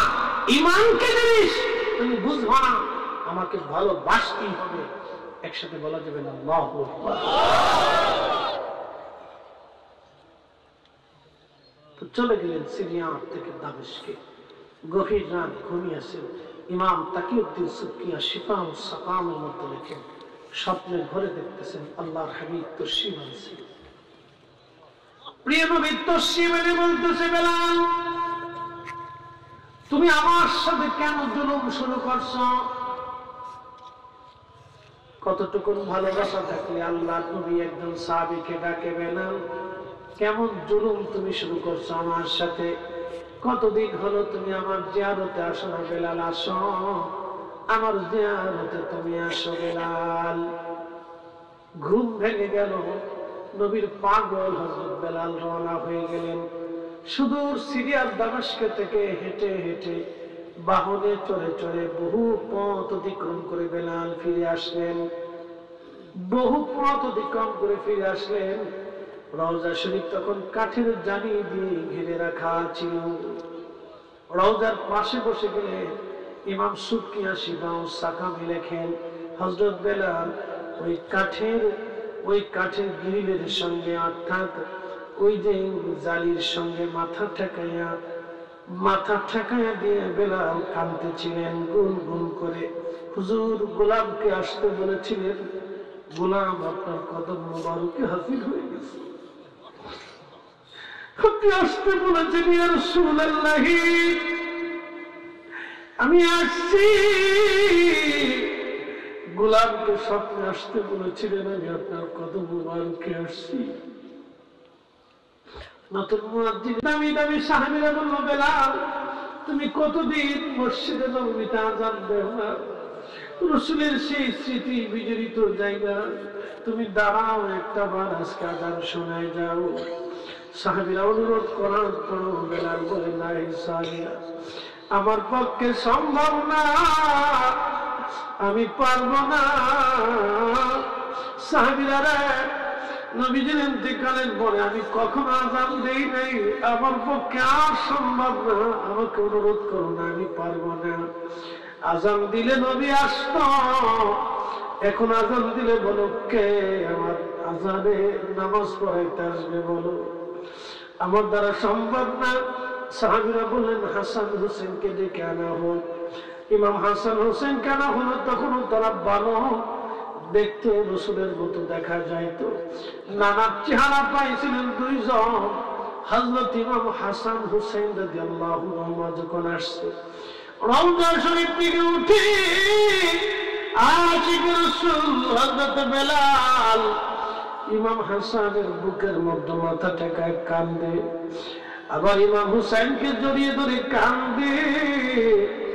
নবীর মুয়াজ্জিন কান্দে রে।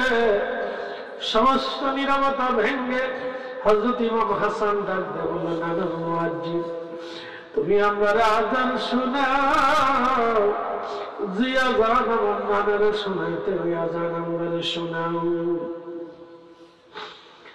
আশিক রাসূল সেই ছাদের উপরে দাঁড়িয়ে গেলেন, ছাদের উপরে দাঁড়িয়ে আযান শুরু করলেন, আল্লাহু আকবার আল্লাহু আকবার। আযানের সুমধুর সুর সারা মদিনাতে রম্বে রম্বে ছড়িয়ে গেল। ঘর থেকে সাহাবীরা বের হয়ে দৌড় মারছে, ঘর থেকে সাহাবীরা বের হয়ে দৌড় মারছে। আশহাদু আল্লা ইলাহা ইল্লাল্লাহ,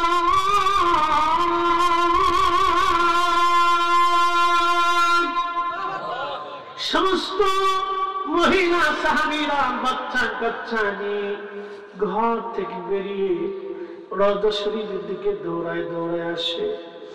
ইমাম সুবকি শিফাউ সাকানের মধ্যে লেখেন, সবার মুখের মধ্যে একটাই কথা ছিল, রাসূল বুঝি ফিরে আসছে, নবী বুঝি ফিরে আসছে রে, রাসূল বুঝি ফিরে আসছে, রাসূল বুঝি ফিরে আসছে, নবী বুঝি ফিরে আসছে। রাসূল তোমায় ভালোবাসি, অন্তরে শুধু মুখে নয়, জান্নাতের আশায় নাই হে রাসূল, জাহান্নামকে ডরি না। তোমায় পাওয়ার আশায় মানুষ ছুটে যাই মদিনায়, তোমায় পাওয়ার আশায় মানুষ ছুটে যাই মদিনায়, এ আশিকে দিদার দাও না, আর দূর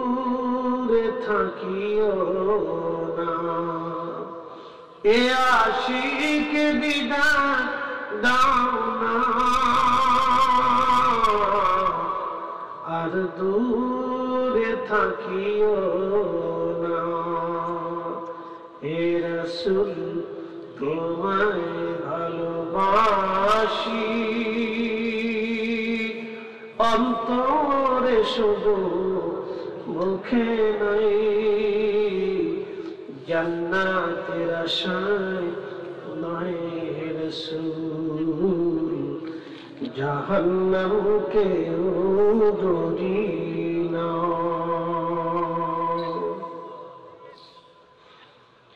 আশহাদু আন্না মুহাম্মাদান রাসূলুল্লাহ।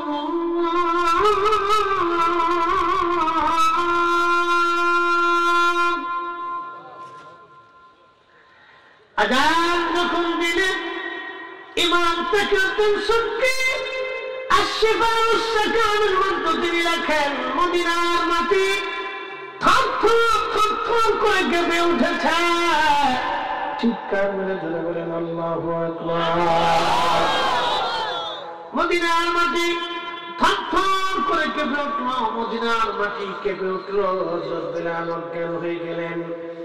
আপনি বুঝতে পারতেছেন পৃথিবীতে এক কারণে পৃথিবীর মাটি কেঁপেছিল, আর কোনদিন কখনো কারো আদানে মাটি কাঁপবে না, কখনো কোনদিন কাঁপে নাই।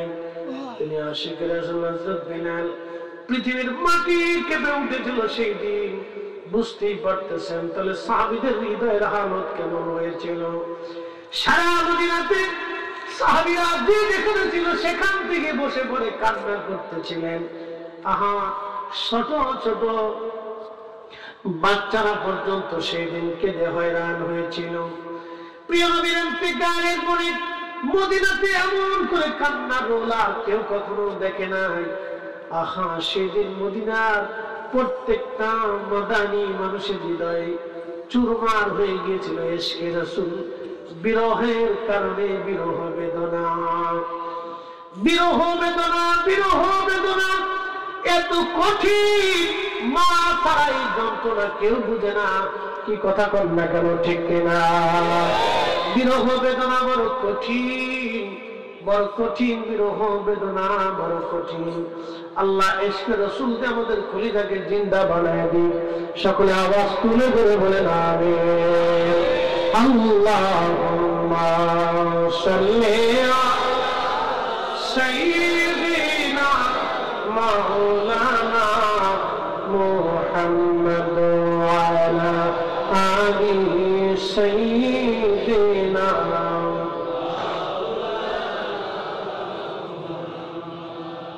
আলোচনা রীতি শেষ পর্যায়ে নিয়ে আসছি। ওয়া আনফিকু মিম্মা রাযাকনাকুম মিন ক্বাবলি আইয়াতি হাদাকুমুল মাউত। রব্বি কারীম জানে ফরমান, হে বান্দা তোমাকে রিজিক দিয়েছি একটা মাছ থেকে, লক্ষ লক্ষ মাছ আল্লাহ তৈরি করে। একটা আম গাছ থেকে আল্লাহ 20 বছর ধরে আম খাওয়া, 2 কেজি ধান ছিটাইলে 25 মণ ধান আল্লাহ দেয়। আমাদের প্রত্যেকের রিজিক, দিন দুনিয়ার দৌলত যা আছে সব আল্লাহ দেওয়া। আপনি ইচ্ছা করলে কোটি টাকার মালিক হতে পারবেন না, ইচ্ছা করলে অনেক রিজিক খেতে পারবেন না, ইচ্ছা করলে সম্মানিত হতে পারবেন না। আল্লাহ দয়া করে আপনাকে দিয়েছেন। আল্লাহ বলেন, বান্দা আমি তোমাকে দয়া করে দিয়েছি, তুমি বান্দা তোমার রিজিক থেকে আমি আল্লাহর পথে তুমি ব্যয় করো। মিন ক্বাবলি আইয়াতি আহাদাকুমুল মাউত, মৃত্যু আসার আগে দাও, মরণ আসার আগে দাও, মরণ আসার আগে দিয়ে দাও, মরণ আসার আগে দিয়ে দাও, মৃত্যু আসার আগে দিয়ে দাও। বলে রাসূল করিম সাল্লাল্লাহু আলাইহি ওয়াসাল্লাম বলেছেন, উম্মাহ তুমি যেটা খাও এটা তোমার, তুমি যেটা পরনে পরো এটা তোমার, তুমি যেটা আল্লাহ রাস্তায় দান করো এটা তোমার। বাদ বাকি যাহা দুনিয়াতে রেখে যাবে তাহা আর তোমার না, এটা তোমার সন্তান ওয়ারিশটা ভাগ বন্টন করে নিয়ে যাবে। এখানে আর তোমার কোনো অধিকার নাই। দম ফুরাইলে সম্পদের আর কোনো অধিকার নাই। তুমি যেটা খাও তোমার, তুমি যেটা পরনে পরো এটা তোমার, তুমি যেটা আল্লাহ রাস্তায় দান করে এটা তোমার। বাদ বাকি যা থাকবে এটা তোমার না, কিচ্ছু তোমার নাই। বুঝতে ঠিক এখানে আমাদের